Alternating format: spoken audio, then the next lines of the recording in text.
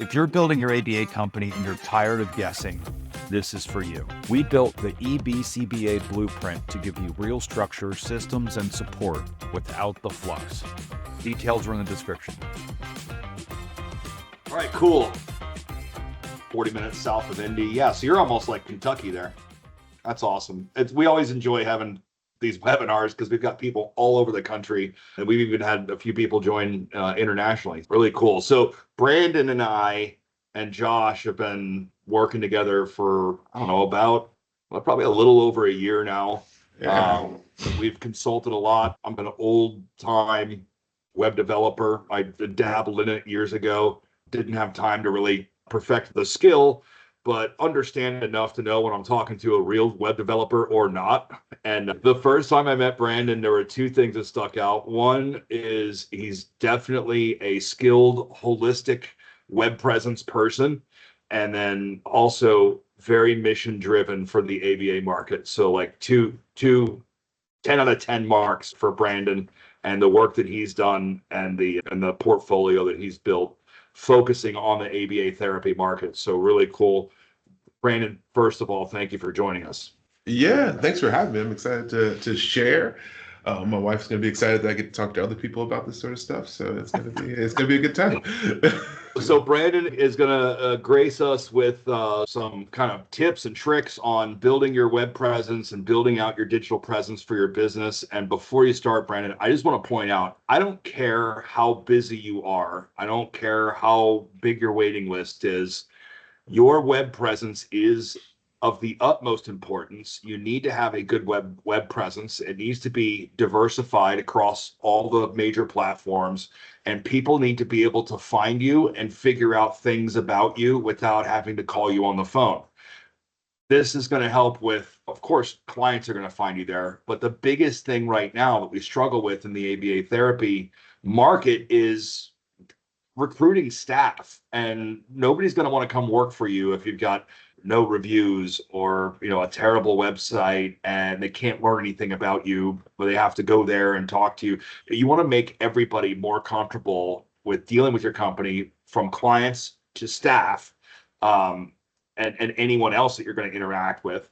You want to make them comfortable and feel at home from your digital presence. Yeah, absolutely. I think everything I'm going to talk about is going to be applicable for families as well as staff. I think they are making just as big a decision to work for you as a family is to have you work with their loved one. And so all the things I say will apply to both of those, to both of those groups. And so I'm going to figure out share my screen here. We'll get rolling. So if you guys have any questions, please do put them in the chat. I will glance over there periodically to answer those if you want me to talk about something more in depth. And then if you guys can do me a favor in the chat, give me either a 1, 2, 3, 4, or 5 as how comfortable you are with your digital presence, how comfortable you are tinkering with your website or social media, things like that. 1 being I'm not comfortable at all, 5 being anything you tell me I'm going to be able to implement it this week. Awesome. We got 2, 1, 4, 3, social media 1, website 5. All right, awesome. We've got the full range. Yeah, for sure. All right, here we go. All right, so a little bit about me, right? I've been working in web design and marketing and SEO since 2015, and that's about the same time I started in the ABA industry as an RBT. And I've been working with ABA firms exclusively since 2018. And so during the time I started with an ABA company, I started a blog that absolutely nobody was reading. I would hold my phone in front of my friends. Hey, did you read this article I wrote? And it really got me curious about how do people get attention online? How do some blogs have 30,000 readers a month and some only have 2? And so I got really good at blogging, and I built a blog and I sold it. And I was like, that was fun. But how do I pair this with what I'm doing every day? So I was going every day into homes as an RBT. And then I started looking around online and said, okay, ABA firms need a little help with social media. They need a little help with their website. So how can I pair the two things that I have been doing over the last couple of years? I approached my employer at the time, and they were gracious enough to let me tinker around with their social media a little bit. And I learned a lot over that year of doing that. And then I said, oh, I think I can help other people now as well. And since that time, we've worked with about 150 or 175 ABA firms to date. And it's really been a lot of fun and really interesting to be a part of such a passionate community that ABA is. So let's go over our agenda today. Today, we're going to talk about your web design essentials and how to convert those visitors into clients, right? So I find that a lot of times people get a lot of visitors to their website, but no one's filling out the form. No one's applying for the job. And then we're going to talk about some SEO strategies to increase your visibility. I'm going to try to talk about that from a sort of higher level going into 25, 26, based on a bunch of things we'll learn that we'll talk about in a little bit. And then we're talking about social media content tips. Like a lot of times I find that ABA firms talk to each other online a lot of times, but how do you create content that's really going to talk to your ideal audience and not take these social media tips that come from larger brands or national brands, right? Because anybody who follows you on your social media page, you want those people to be potential prospects that are going to be able to come to your clinic or come to your service area, right? It doesn't matter if you have 20,000 followers if none of those people live in your state or your county or in your town. So I want to talk a little bit about that. And then we're talking about local outreach and advertising to attract your ideal clients. What do you need to do, or what systems do you need to have in place to really have a fully well-rounded local marketing and community marketing approach? So if everybody's good with that, we're going to get started. And so over our time, we have created what we call the focus framework. And that starts with your foundation, optimize, connect, upgrade, and then scale, right? So the foundation for me is always going to be your website, right? So if you are at a farmer's market and you have a table there, you're basically asking people to check out your website. People who don't even come up and talk to you are going to check out your website. You pass out your business card, they're going to check out your website. Some funders require that you have a URL. It's very important that your website is the hub of digital information for you. So whether or not you're on TikTok, YouTube, Instagram, Facebook, whatever social media you use, you're always going to want to direct people back to a landing page on your website or your website itself. And then from there, we're going to optimize. So now that we have a good environment for people to visit, how do we get people to show up there, to interact with our site, to get the information, to let people know who we serve and how we serve them? And then from there, how do we engage people? So far, we've set up an environment for people to show up and engage with your content, but like, how do we get them to actually engage with you as a person and as a business, as a person that could potentially help them with the problem they have? And then from there, we just upgrade. Your website is never done. Your website is always an iterative process. Your social media is always an iterative process. It's not set it and forget it. It's something that you need to actively be involved in. Not as much as a restaurant that may need to post 5-6 times a day to get people to their restaurant, but you do need to be active at least a couple times a week. And then from there, we're able to scale it. So now that we know what works, now that we know what's happening, now we can actually scale with paid ads. And that's going to be a place that a lot of people tend to start, right? If you're just starting, you're just like, oh, I just want to put some Facebook ads or Google ads. I think the best way to structure this is, hey, let's get a good place for people to send people, because we can spend as much money as we want in Facebook ads. But if we're going to send people to a bad website, it's not going to matter at all. So what is the point of all this? If you are the best in your town or in your service area, you owe it to your community to have a good online presence. That is non-negotiable for me. There are people in your county, in your service area that really need help. And if you are an ethical provider, like, it is your job to let them know about your business. And you also need to protect your community from poor experiences. That is a huge thing that I see all the time, is that if you're talking about hiring people, RBTs or entry-level staff, they may have worked for an ABA company already and had a really bad experience. And they don't say, oh my gosh, that company was really bad. They say, oh my gosh, I cannot work at ABA anymore. So anytime you're posting a job for, do you like working with kids? Do you want to work in the autism industry? They're just going to write it off. They're not even going to apply. So you need to protect your community from poor experience, not only for our employees, but then also for families, right? So tell me, have you heard any of these things or said any of these things? I hate the dentist.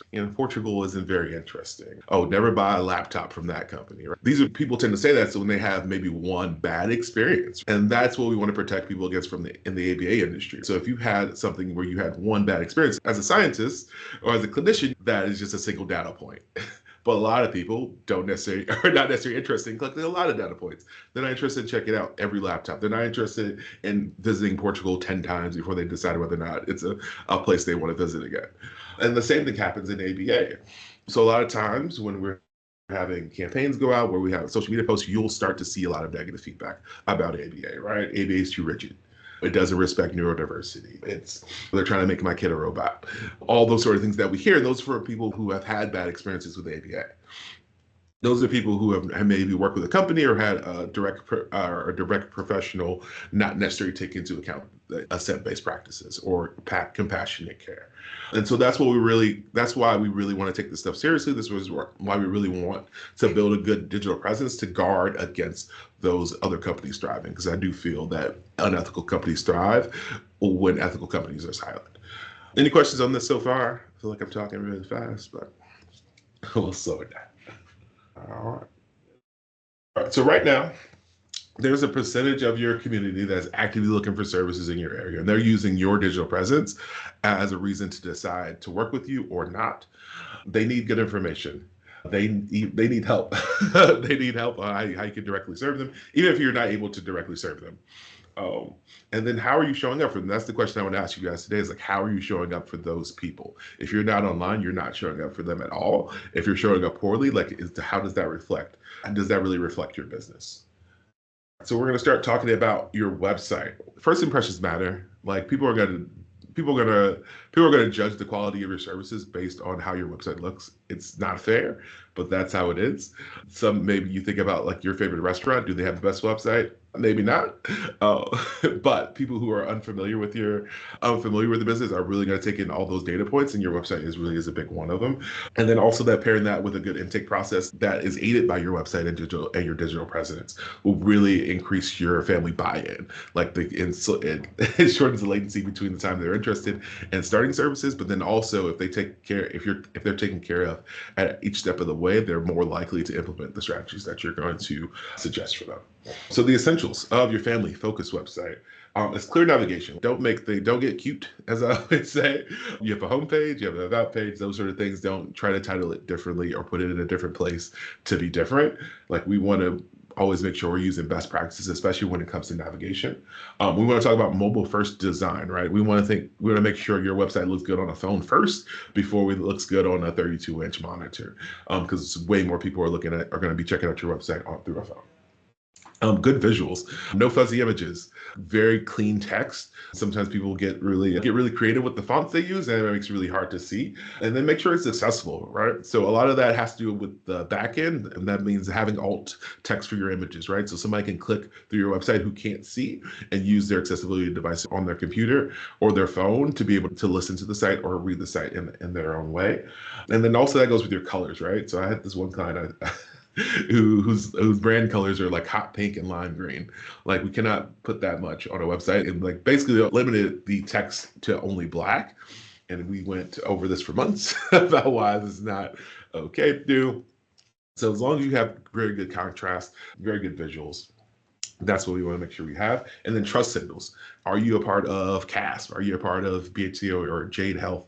Are you a part of local business, Better Business Bureau, right? All those sort of trust signals that say, hey, like, I'm not a crazy person on the internet.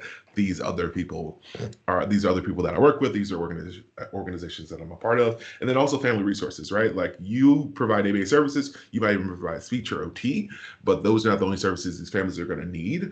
So how else can you serve them without actually serving them?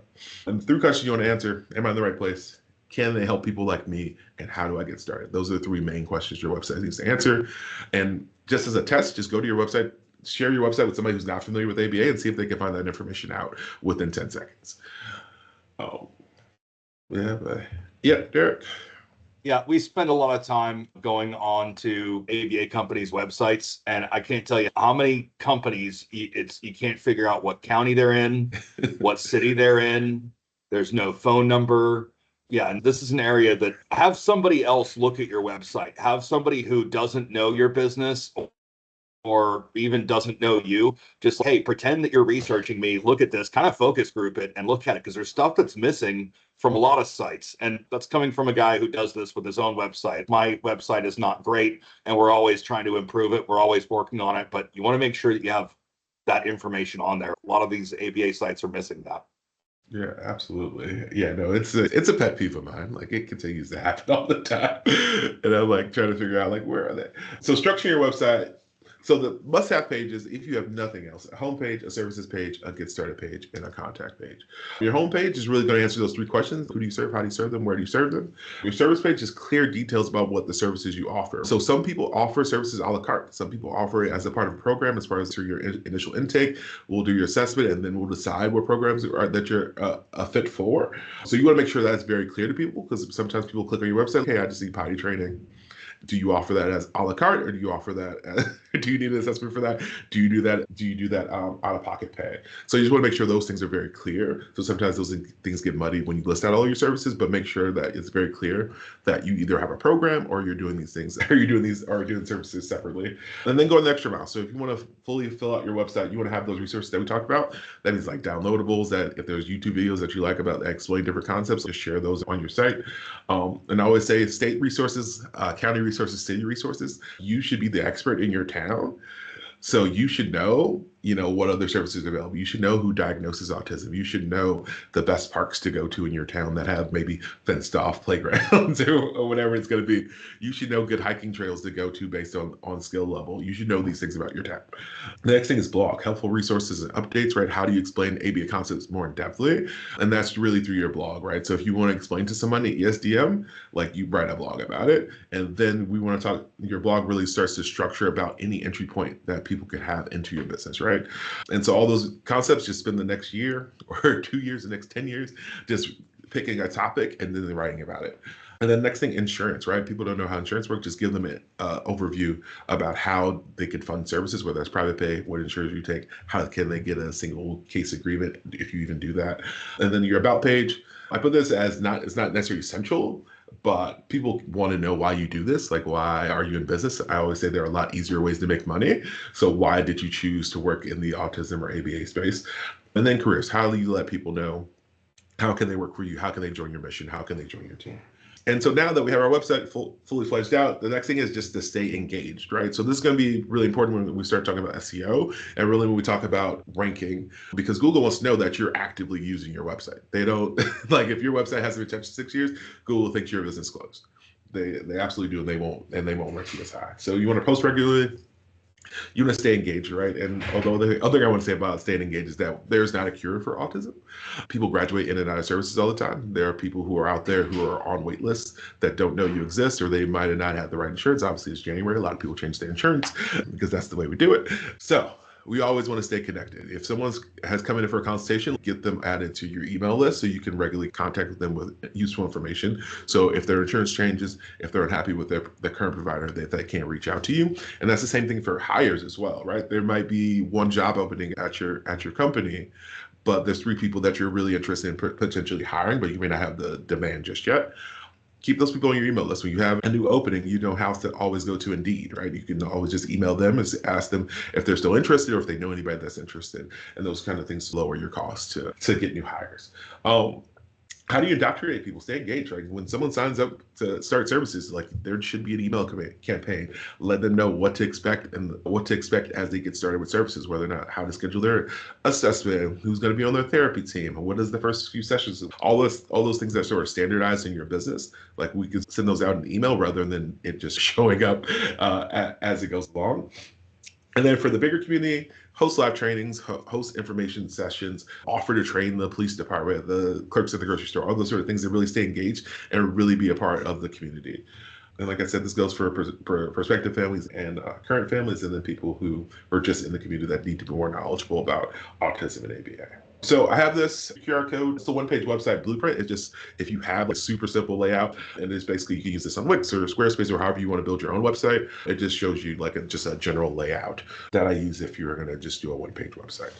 I'll leave that up there for a second. Any questions? I put that there so we can have the time to stop there. Since you brought up Wix and Squarespace, are those good? How do you feel about platforms for budget-minded startups or maybe sole practitioners that can't afford to hire somebody to do their website and they got to do it themselves? How do you feel about those platforms and how do they compare? So the thing about Wix, Squarespace, a lot of these, they're just proprietary, right? So they don't really transfer over. So basically, if you start paying Wix, you're going to keep paying Wix to keep your website up or keep that website up. The main things I always tell people, number one, always own your own domain. Don't let anybody purchase your domain for you. So we've had a few clients who either use like Brighter Vision or something like that, and Brighter Vision asks you to transfer your domain to them as part of their networks. And what happens when what happens at the end of that relationship is they need to transfer your domain out of that into a new provider. And that also means that your domain will not work between 5 and like 10 days. And so imagine like you started with a Brighter Vision site and now you have 100 employees and now none of your emails are going to work. Your website's not going to work for 5-10 days. It's a big deal. So I would say always stay in control of your domain. That's going to be the number one thing. Number two, I always work on WordPress just because it is transferable. You have a lot more options of where you host your site and things like that. If you want to take your site down for a while and then come back up. We have a question, Celeste. How do we know if our domain belongs to a company like Brighter Vision? So look at where you purchased your domain. If you purchased it like through Google or GoDaddy or Squarespace, something like that, you should have access to DNS records. Number one, you can also go to a website, whois.com, and then search your domain, and it'll show you who owns that domain if it's not masked. So yeah, the main thing is own your domain. Number two, I always work on WordPress just because it gives you a lot more options. There are a lot more people who can help you with your website if it's built on WordPress. And so you can get somebody to help you with your website between $200 and $50,000. There really is that bigger range, especially for the WordPress side. So I would say those are the things I would say about that, but then it depends on how comfortable you are with renting your website month to month. So now we're going to talk a little bit about SEO. And so I'm going to try to talk about this from a sort of higher level because there's a ton of content about what backlinks are and NAP, which is like making sure your name and your business name are showing up everywhere. Google's goal is to just give you good information, right? You type something in there, they want to guess what you're really trying to search for. And so what we found in this last year with the lawsuit, which we'll talk in a little bit, is Google base your search results on if you're on a desktop, whether or not you're using a phone, what keywords you use, and all these other things. They're taking every website you've ever visited on Google, and they're using that information to guess what the best result is. And so that's why SEO is so important, just to make sure that we are showing up for the keywords that we want to be recognized for. So I don't know if you guys know this, last year Google got sued, or 2 years ago because they drug it out, got sued because people found out that incognito mode really wasn't incognito, right? So you go to the private browser, Google is still tracking your information. It happens. I don't know anybody really surprised that was going on. But when it comes to SEO, we learned a lot of things, right? Mostly because Google had to disclose what are they doing with this information since it's so important to them. So one of the things is that user activity is going to be a big indicator of whether or not your site is reputable or not, right? So if someone types in ABA therapy services, they spend 3 seconds on your website, Google thinks that website is trash, or that website does not talk about ABA services at all. So if I type in hamburger and I get an ABA website, I'm not going to spend very much time there. And so it's the same thing. Even if they type in ABA services, they show up to your website and they immediately leave. So that's one thing. Number two, and I want everybody who has a physical location to do this. If you have staff, family members, friends, anything like that, I want you to have them type in your service, ABA Therapy Canton, ABA Therapy Pittsburgh, wherever you are. I want them to type it into Google Maps, and I want them to drive there. And I want them to at least park there for 5 to 10 minutes. One thing we found out is that Google really does prioritize user experience and user engagement. So if someone actually is typing in ABA therapy services and they drive to your ABA clinic and stay there for a few minutes, that is a huge indicator to Google that this is a real place, that this is a real services, and people are actually looking for it. And so we found that with the clients of mine, is just having their staff just for maybe a couple of days. If they have larger staff, it works better. If they have friends, just every day, if you're having people, just drive there. Any suggestions for? All right. So Brandon, I want to stop you there for a second, because that's actually a fantastic idea that I've never heard in my life. Okay. So the instructions are so where do you want the person who's driving to the business? What's the actual process that you want them to follow to make sure that shows up on Google's radar? Go to their Google profile, or? Yeah, absolutely. Yeah. Type in your business name or type in your keyword and then go through the Google Map listing, hit your company name and then hit directions and then actually just drive there. Brilliant. Yeah, so that'll be the process for that. And so any suggestions for how to do this if you are in home? So it's a little different if you're in home services, right? Because obviously you don't have a place to drive. So that one is just particularly for people who have a physical location. But we talk about user experience. So number one is just if anybody can call you based on your Google business listing, right? So type in ABA therapy in San Diego. In San Diego, have somebody click your call button on Google Maps, and then you got to just talk to your best friend for 20 minutes. That's what I want you to do. Whatever that takes, you want to have that engagement on your Google business profile as much as possible. Would the mailing address count? I haven't tested that all, so I could not say for certain if just a mailing address, but we do want people to physically take their phones to a location. And then once that is established, that sort of area is going to start showing up higher in Google, right? So the main thing about Google at this point, at least from a mobile standpoint, they're going to show you different results if you're on a desktop or a mobile device. And number one, Google is basing their suggestions based on where your phone is, right? So a lot of times you can't just type in ABA therapy in Denver, you'll get the biggest results. But if someone has their phone in a certain part of Denver, they will show you the best results for that certain area if they think you are actually going to go to that location. Hopefully that answered your question. So there are 3 pillars to ranking. What your site says about yourself. And so when you research SEO online, it'll just basically be about on-page or technical SEO. What does your website essentially say about itself? Anything you say on your website should not show up in your Google business profile. I will say that again. Anything you say on your website should not show up in your Google business profile, should not show up on your Facebook page. So what did I say about it? Is it an ABA company? Are we in home? Are we clinic-based? Are we virtual? Are we community-based? Are we hiring? All those questions should be answered on your website, on the front end and in the back end. So Google is not personally having people look at your website. They're bots that sort of scan the internet. You submit your site to Google Search Console. If you haven't done that, do that. I could walk you through it if you just email me. But Google is going to just scan your site and say, hey, what is this site talking about? And they want you to structure your site in a certain way so it's easy for their bot to get that information from you. And then what does the web say about your site? These are what we call social signals. Do you have a Facebook page? Do you have a TikTok page? Do you have a LinkedIn page? Is your website listed in directories? Is your website listed on the hospital directory? Are you showing up on blog posts on other websites? What does the web say about your business? Because your website is one data point, and then you can have thousands or even millions of data points from other websites for backlinks. You can write guest blog posts for any organization or any website or any website for any local business in your town and really create that network of links that are all pointing back to you. Oh, this is a reputable site, and we call that authority rank. And then the third thing is, what do users say about your site? And we talked about that user engagement. Like when someone shows up to your site, are they consuming the content, or are they clicking and then just bouncing right away? Are they clicking multiple pages? Do they land on your homepage? Did they click your about page or service page, all those things? Google's always analyzing, okay, are we giving them good information? Because their business model essentially is, we need to give people good information, because once they stop doing that, people stop using the service.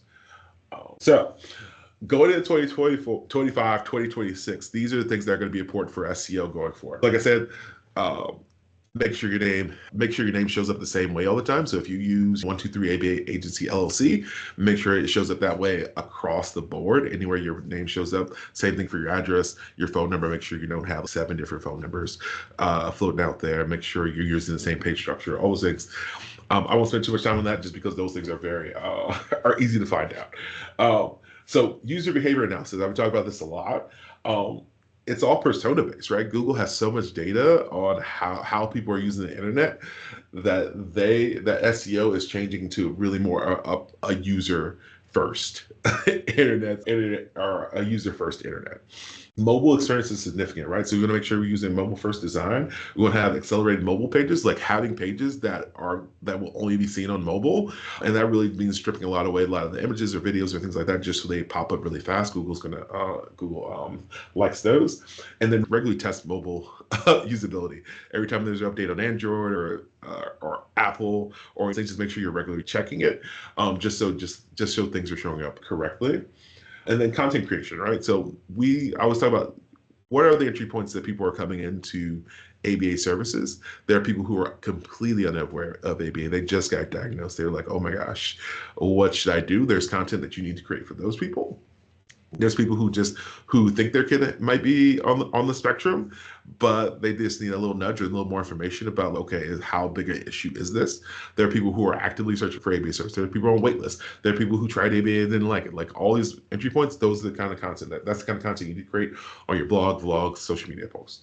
And then typo there, interactive content. Like how can people interact?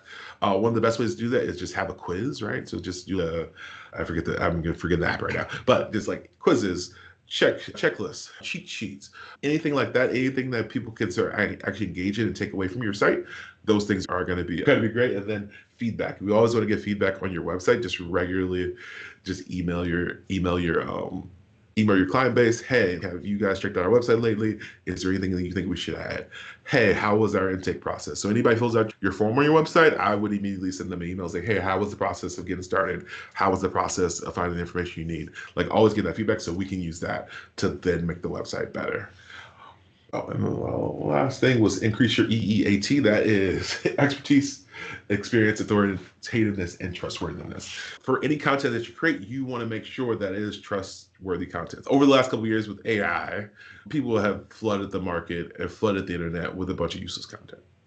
That is not what Google wants. It is a threat to anything it's a threat to their search system.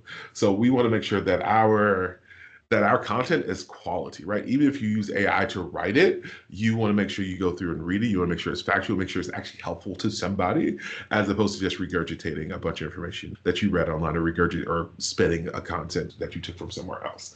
And the way you do that is just by being an expert in that thing that you want to write about, making sure you're using links, make sure you're using references, actually referencing those people and referencing links in your article, something that most people forget to do. And they improve your author profile. So when you're creating blogs on your website, you have the chance to create an author. That author should have some credibility. So you want to add a picture for that author. So let's say Derek wants to write a blog and it's on a WordPress blog. So we can set up an author profile for Derek and say, hey, he's an ABA therapy owner, he's a BCBA, all these other credentials, and this is his passion, this is what he works on. Make sure you improve that author. So now every time Derek writes an article, it attributes it. Oh my gosh, I can't even talk to Derek. So now anytime he posts something online, his authority just gets bigger, and that increases your EEAT, which eventually pushes your content higher. Sorry, I know I stumbled there for a little bit, but we're gonna get back on track. So the next thing we're gonna talk about social media. And social media is really about creating touch points with families. You can grow your ABA firm through social media posting, but it's a long slog, man. I'm just gonna let you know. If you're not using social media to pay for ads, it's gonna be tough going to really get traction, just because there's just so much information out there. There's so many social media profiles to wade through. But your social media should create touch points for families. It should build your brand personality. If you say you care about your employees, you're going to prove it on social media. You say you care about families, you need to prove it on social media. And increase your engagement and visibility, right? It's just another way for people to engage. The kind of content you should be sharing, right? A lot of people get caught up with what do I post? Infographics, right? So I see a lot of times behind the scenes, right? And behind the scenes could be anything. It doesn't have to be ABA related all the time. It could be like, hey, I'm getting a coffee this morning, getting ready for the day. It could be like, hey, we had a birthday party. You just take a picture of whatever cake or sort of goodie you had in the break room. Or, hey, like I took a picture of a toy it's a really cool toy that I like to use in sessions. All these things are going to be good content just to really make sure your content's fresh and engaging.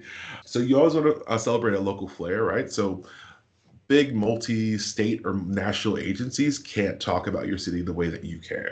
And we want to make sure that you make that an advantage and more of an advantage than a disadvantage. And that means where the landmarks are in your town, you should take a picture of your team or you in front of that landmark to let people know that, hey, like I'm from here. Like you might see me at the grocery store, you might see me at the library, you might see me out for a run or something like that. Like any way that you can show your personality, any way you can show that local flair is really going to help. Even if you're not in the picture, just take a picture of we have a bull statue here in Durham, things like that. Hosting events, sponsoring events, and really just highlighting your city, highlighting things you're doing in your business. You guys are all doing some amazing things in your business. So let's say, hey man, we got new floor tiles. Like it does, whatever you can post, just post. And the thing I want to ask you is, if you're an expert in ABA, what else do I need to be knowledgeable in? So do you guys have any suggestions like for that? So if you're an expert in ABA therapy, what else do you think you would need to be an expert in? Just put it in the chat or unmute yourself. What if you are a subject matter expert on operational administration for behavioral health, building rapport with families, awesome child development? So to answer your question, what if you're an expert in operational administration for behavioral health? So you got to think about, what does that look like? You're not only using those skills, right? It could be, you might be an expert in interpersonal skills. You could be an expert in office communication. You could be an expert in a bunch of different ways. Like, how does that inform your ability to do your job? Yeah, building rapport with families, child development, right? You cannot be an early intervention specialist if you don't know what typical child development looks like. So you need to be an expert in that. You should be an expert in your school district. If you, all these kids that you're working with, eventually you're going to have to interact with the school district at some point. You should be an expert in which schools are good with inclusion or working with kids on the spectrum. You should know who the head of special ed is. You should know who the behavior analyst is. You should be an expert in that field as well. And so those are the kind of things you can also post on social media, just making sure you're creating those guides, creating good information for folks that they will actually use in your town. So all those things. Yeah, communication. You should also be an expert in parent training, right? Even if you're not an expert, you need to find somebody who is, and they can give you some tips as well. Next, we're going to talk a little bit about community marketing. And I would say be a resource, create a resource, share a resource. And so here are the four pillars of community marketing, and this is just outside of paid ads. And that's number one, get connected, right? So anybody in your town that you want to be connected to, you want to connect with them. So I always say, if it's public information, you don't necessarily need permission. If you're just going to show their information, if you're going to show their logo as well. I'm sorry, Tessa asked the question, do we need permission to use the establishments for community resourcing? So we're talking about your website. If you're going to use the logo, definitely ask the permission if you're going to use a visual, but if you just have the business name, anything that's found on Google, that should be okay. And so the main thing you want to do is get connected, right? So anybody you want to get connected with, whether it's a diagnosing physician, whether or not it's a dentist, daycare, anything like that, you want to get connected on Facebook, Instagram, find all their social media profiles, get connected, and send them a message. And the way you get connected with them and solidify that connection is either ask for feedback on your website, ask for info on how they are training their staff to deal with people who are neurodiverse. You could ask to content collab, say, hey, I want to create this video for Autism Awareness Month, or we're doing this Autism Awareness series. Would you mind posting this or reposting this? Or we could just collab on an event, right? Let's say you want to go train the dental staff on how to set up an environment that's going to be conducive to dental work for someone that's neurodiverse who may have light or sound sensitivities. And then any local business within your service area should know who you are and what you do. It doesn't really matter with the industry. I've seen baristas at coffee shops give referrals like, oh, I know this lady who comes in pretty regularly and she has an ABA company. Oh, is your kid an ABA? They give them something to talk about you when they see your logo. And then also potential referral partners, OT, speech, schools, daycares, all those people, city governments, city officials really like giving referrals. So if you have a councilperson, even if they're not in your district, just say, hey, have a lunch and learn with them. Let them know what you do and how you serve them. They come in contact with people all the time. They love being able to help, especially because it makes them look good. Make sure you are connected with them as well. Really be a part of the community. And direct asks are things like paid ads. I'm sorry, I'm not sure what you mean, says who. So direct ask is paid ads, social posts, just directly saying, hey, we have openings, no wait lists. Hey, come work with us. Those are direct asks. You're asking somebody to take what information you have and actually do something like call you, email you, check out your website. Is all this making sense so far? How are we doing? All right, thumbs up. Everyone's red. Yeah, any questions, anything you want me to go over it more in depthly? Hopefully that's helpful. I just want to give you guys a good overview of what your digital presence should look like, whether it's from your website or SEO. We did not get into AI today, which I could talk about that for an hour by itself.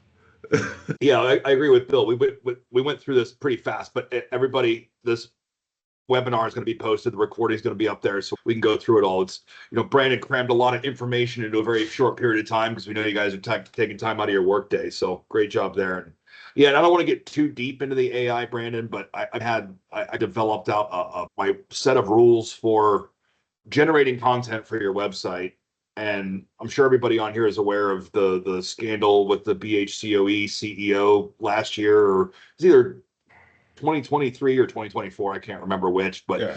Basically pencil whipped an article, had ChatGPT write it for them, and they posted it, and there was a bunch of wrong stuff in it, and it just became a scandal. And it's very easy for people to figure out if you've written something, if AI wrote it for you, right? There's analysis tools like AI will analyze something and tell you whether AI wrote it. So you definitely want to stay away from that.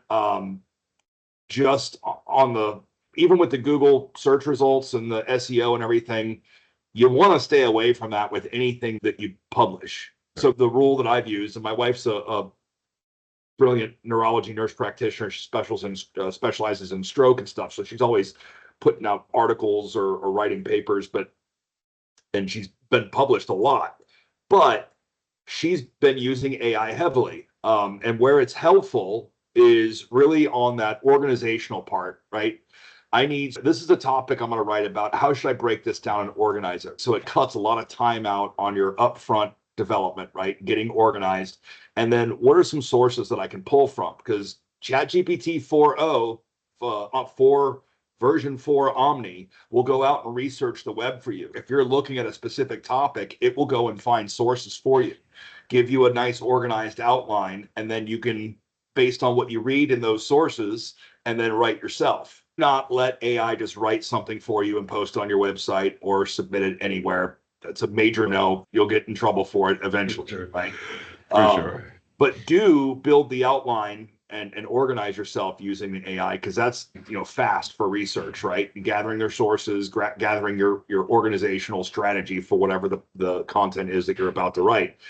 Don't let it write it. Do write your own content and then edit and proofread. When you have your final written draft that you want to go in, drop it back into your ChatGPT or whatever your Gemini or whatever your AI system is that you're going to use, and ask it for pointers. Use it as an editor to come back and tell you, I think this would be better if you said it this way, or maybe stay a little more organized in this area. And then also, listen, these are the search terms that we're trying to optimize this for. Do you have any pointers there? But stay away from taking something from ChatGPT. Even if you're copying it, pasting it, and editing a little bit, don't do it that way. Write your own material. For sure. Yeah, absolutely. And I think the advantage for ChatGPT over Perplexity or Claude is your custom GPT. So if you have content that you want to upload there to train it on, so to speak, so it can speak more naturally, do that for sure. But then always make sure you read it and double check it. And I asked ChatGPT, where did you get this information? Copy the link. Go back to whatever they're referencing. Make sure you get the link for that. Perplexity's good at that. They will actually add the link for anything you're researching. Yeah, absolutely. AI is a mixed bag, but we'll talk about that a different day. I'm sure me and Derek could jam about that for a few hours. But so yeah, any questions about your website? Yes, I will make the presentation available. I'll post it in the ABA challenges group in the file section, and then also I can email it to you if you want. Is WordPress easy to use if you're not familiar with how to build a website, or do you have someone help you with it? If you're not familiar at all, if you're not technically inclined at all, I would say probably hire somebody. Yeah, like obviously we can chat about it if you want to work with me. If not, like there are literally thousands of people who can help you. And once it's a short learning curve, but once you got it, like you'll be able to do it pretty easily. Brandon, tell us about what your services are. We only got a few minutes left here, but tell us about Farside and how ABA companies could hire you to come in and work on these. One thing that I really like about your model is that you can set up the monthly fixed membership, and Brandon is your web developer, right? You're filling that web developer role full time, and I love that. So tell us more about your offerings. Yeah. So what I found out in my first couple of years of business is that I would work on these websites, the project would be done, I hand it off to the client, and they just wouldn't touch it anymore. And I was like, okay. And then even though I feel like I do a good job, 2-3 years later, like I'm going to need to update some stuff on your website. Basically the way people behave on websites is going to change. And so my goal for every ABA company is to always have the best website. And so what we do is it's a monthly managed site for you. I don't own the site. You own the site after a year. You own the site after a year. And so we do that for $199 a month. And it's a $299 setup fee for that. And so with that, what you get is your WordPress website. We have data over 70 active clients, and so we use that data to always create better websites. What do you say on the button? Like, how do we have clear call to actions? Does it work to say get started now or contact us? Like we know, like we have data on all that, and then also like how to format your pages. How do we get like the career pages? How do we get you information? How do we track your lead management? All those other things. So if you want to learn about that, obviously, like I would love to chat with you about it. My email is Brandon@HelloFarside. I don't know why this chat has not been working this whole time for me, but it's Brandon@HelloFarside.com. And talk a little bit. Lacey had a question about Go High Level. So integration, and for those of you who don't know, Go High Level is a CRM landing page application. Do you have any clients that you work with that have that on the background for collecting information or CRM? For sure. Yeah, we've used it all, whether that is Thrive or GHL. And GHL is really good for that as well, just because it does give you a lot of tools on the back end to manage your site.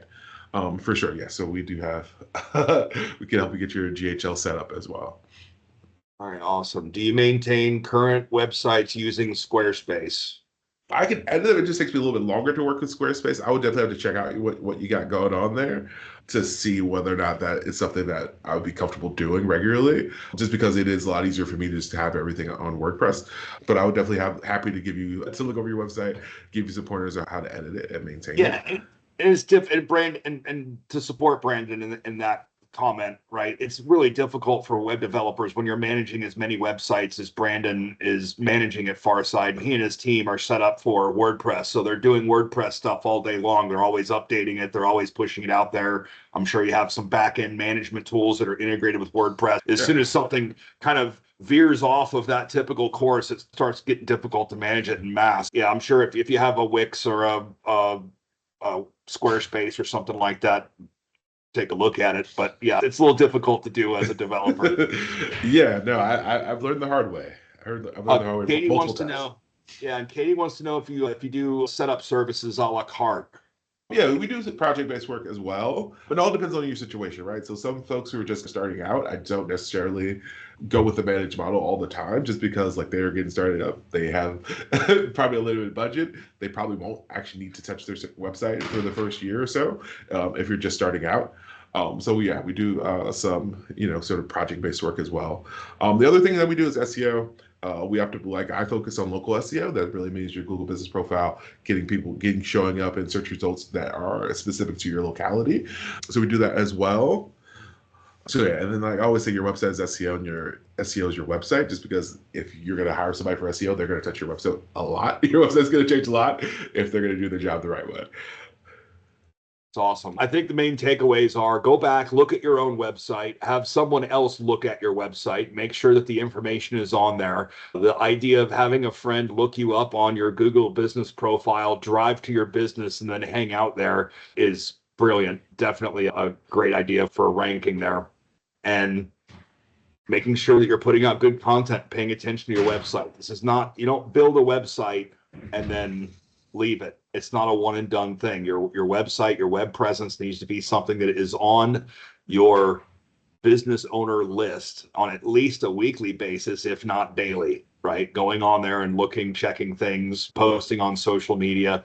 Take your employees out to lunch on a Saturday or have a picnic or something in the park. Take a picture, post about what you do, put it on social media. People that are coming and looking into your business when they are responding to a job application or something like that, they're going to look at your social media.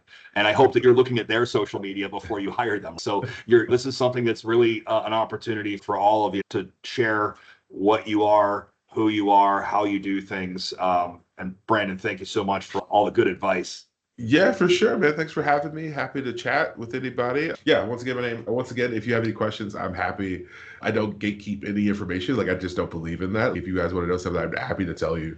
Like I always say, I charge people for me to do stuff, not necessarily for me to talk. So any information I'm free to give. I'll be hanging out on Facebook here for the next 30 minutes or so. So if you do come up with a question, just post it in the group and I'll be happy to answer it as well. Yeah, guys. And Brandon, one of the things that I love about Brandon, he's got the same mentality we do. We'll jump on and help you with all kinds of stuff. We don't have to charge you for stuff if we're just talking about it and coaching you through something. So reach out to Brandon, book time with him. You'll definitely walk away with even more information and understanding. And if you can afford it, hire the man. He does great work. So I appreciate that. All right, awesome. Thank you, everybody, for coming. Yeah, Brandon, thanks everybody. Brandon, thank you. We'll do another one soon. Yeah, for sure. All right. Thanks, everybody. You're already doing the work, investing your time, your energy, and your vision. So let's make it count. Build something that works without breaking you. The EBCBA Blueprint is the way. Get started for free with our foundation course.